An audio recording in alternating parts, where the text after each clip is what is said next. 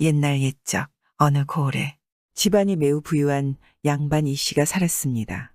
슬하에 외동딸 하나를 두어 대릴사위와 양자로 들인 아들과 함께 살았지요. 특히 양자로 들인 아들은 성품이 시원시원하고 행실이 단정하며 조숙하여 이 씨 부부의 사랑을 듬뿍 받았습니다. 그런 양자가 어느덧 장성에 신부를 맞이하여 장가들었는데 신부 역시 재주와 용모가 뛰어났지요. 그런데 이런 양자를 시기하는 사람이 있었습니다. 바로 외동딸이었지요. 이 외동딸은 자신의 아버지가 양자 아들을 날이 갈수록 신임하고 더욱 아끼는 모습을 보고 걱정이 생겼습니다. 저 양자 아들이 없었다면 집안의 재산을 독차지할 수 있었을 텐데 이제는 양자 아들한테 재산을 다 빼앗길 것 같았지요.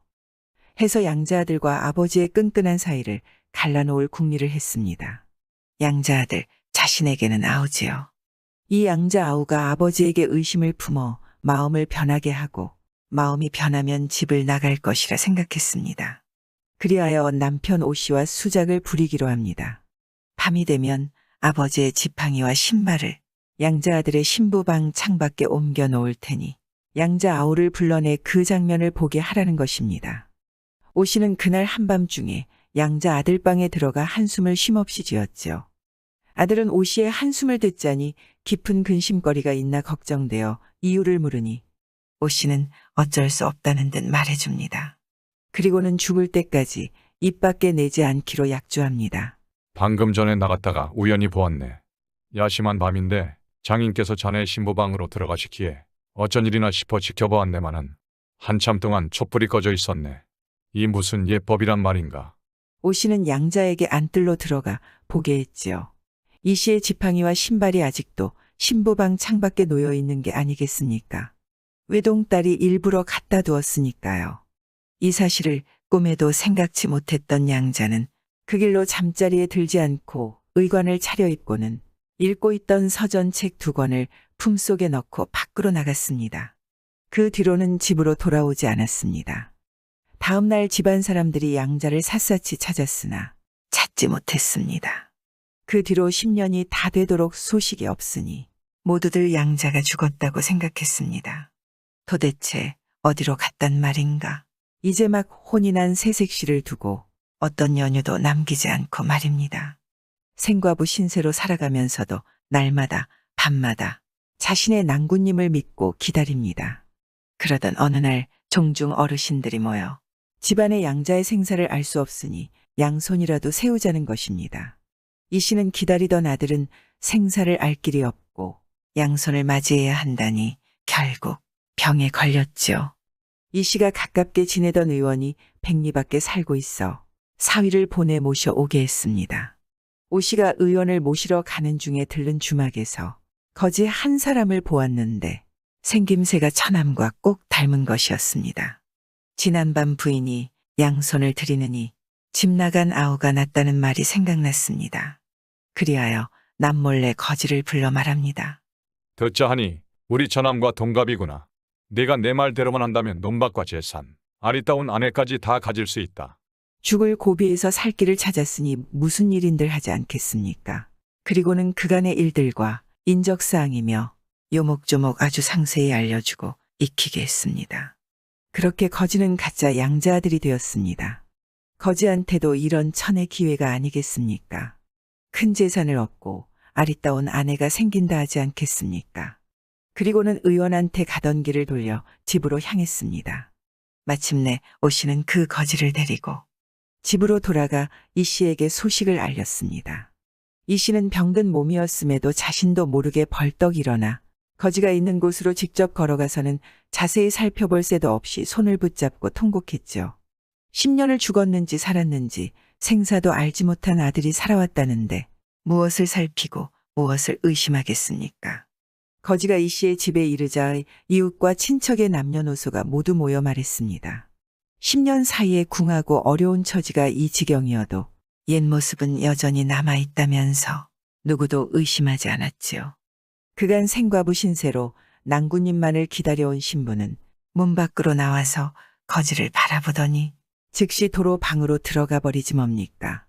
시부모는 타이르듯 말합니다. 갓 결혼하였다가 곧 헤어졌던 까닭에 생김새를 자세하게 기억하지 못하는구나.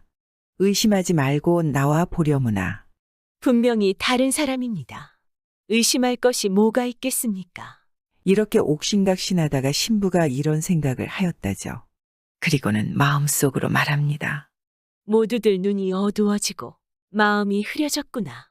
모두 맞다 해도 나는 아니라고 할 것이다. 부모나 형제는 다른 사람을 자식이나 형제로 삼더라도 욕될 것이 없으나 여자는 오직 한 사람만을 섬길 뿐이니 어찌 다른 사람을 남편으로 삼을 수 있겠는가. 그리하여 신부는 마침내 관아에 소송장을 냈습니다. 그리고 태수가 신부에게 엄중히 묻습니다. 100사람의 말을 그르다 하고 한 여인의 말을 옳다고 하겠는가? 내가 다른 뜻을 품고 있다면 중재로 다스리겠다. 중죄를 지었다면 감히 형벌을 마다하지 않겠습니까? 다만 저는 진실이 밝혀지지 않은 채로 저자의 아내로 죽을 수는 없습니다. 결국 관아에서도 판결을 내리지 못하여 물러가도록 했습니다. 암행어사가 마침 그 고을을 감찰하러 오자 태수가 그 소송 사건을 보고하며 명쾌하게 판결해 주기를 요청했죠. 어사가 그 사람을 조사하여 끝까지 따져보았으나 해답을 얻지 못해 곰곰이 생각했습니다. 임금의 명을 받든 사신으로서 이런 작은 소송도 분별해 내지 못한다면 어찌 부끄럽지 않겠는가. 그때 문득 떠오르는 사람이 있었습니다. 이 마을로 오기 전에 날이 저물어 한 사찰에서 묵은 적이 있었는데 그곳에서 만난 한 젊은 승려였습니다. 자신의 꼴이 누추했어도 거지 취급하지 않고 모두 일어나서 어사를 맞이하여 절을 하는데 젊은 승려 한 명은 조금도 움직이지 않고 가부좌를 튼 채 밥을 먹기만 하는 것이었지요. 어사의 불편한 기색을 알아차린 승려가 말해줍니다. 절 뒤쪽 암자에 머물고 있는 수행승인데 불가의 경전을 다른 승려들에게 가르쳐 주느라 잠깐 내려왔다고 했습니다. 13살에 출가해서 10년째 절 밖으로 나가지 않고 암자에 머무르고 있었다는 것이었죠. 어사는 머무는 암자로 일부러 찾아가 보았습니다. 절 뒤쪽에 암자로 올라가 보니 책 읽는 소리가 들렸는데 낭낭하여 듣기가 좋았습니다. 문 밖에 서서 들어보니 바로 채침의 서전을 읽고 있는 게 아니겠습니까? 그 승려가 읽고 있는 책은 유가의 서적이지 않은가 의아해했지요. 그때를 생각해 보니 수사차 들렀던 이씨 방에서 승려가 읽었던 서전을 보았던 것도 심상치 않아 여러 가지로 신경이 쓰였던 것입니다. 어사는 어사의 명으로 부하들을 시켜 사람들이 눈치채지 못하게 긴밀히 젊은 승려를 데려오라 했습니다. 승려에게 암행어사임을 밝히고 자신이 누구인지 왜 10년간 속세를 떠난 연유를 말하게 했습니다. 젊은 승려는 10년 전 집안의 병고로 천지간에 용납하기 어려운 일 때문에 부처님의 자비에 의탁해 목숨이나 부지하며 살았다고 어렵게 말했습니다. 암행어사 또한 젊은 승려에게 소송 사건을 말하며 내일 아침 관아에 잡혀온 술 취한 중노릇을 하라 했지요. 어사는 앞서 소송하였던 이씨 집안의 일가친척, 동네 사람을 모두 불러 차례로 신문했습니다. 한결같이 전과 똑같은 대답만 돌아왔지요. 신부 또한 변함없이 말합니다. 한 가닥 목숨만은 살려주어 진실이 밝혀질 날을 기다리도록 해주소서. 그때 어사가 또 조금 전에 끌려온 중을 데려오라 명하고는 사람들이 보는 앞에서 관아에 왜 끌려왔노라 말하게 했습니다.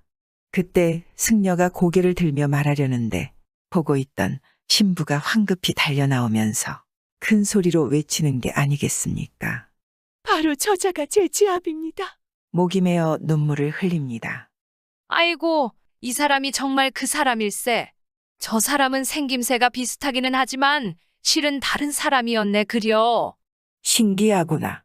신부가 귀신같이 잘 알아보았구나. 흐려진 눈이 이제서야 또렷이 보이나 봅니다.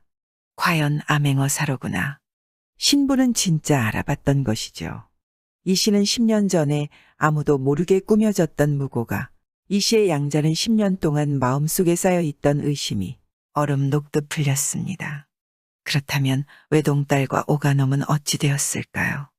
자신들의 탐욕으로 집안 사람들을 몰살하려 했으니 그 죄가 무거워 능지처참 다음으로 무서운 장살에 처했습니다. 거지는 죽을 고비에서 살 길을 찾았을 뿐이라 하여 한 단계 낮은 형벌을 내려서 추방했습니다. 신부는 밝은 식견 덕분에 자신의 정절을 잘 지켰고 간악한 자의 흉기에 노란한 집안을 살렸습니다. 이런 신부가 세상에 또 있을까요? 신부의 진정한 믿음으로 진실이 밝혀지고 각자의 자리로 돌아간 이야기였습니다. 구독과 좋아요와 함께 오늘도 좋은 날 되세요.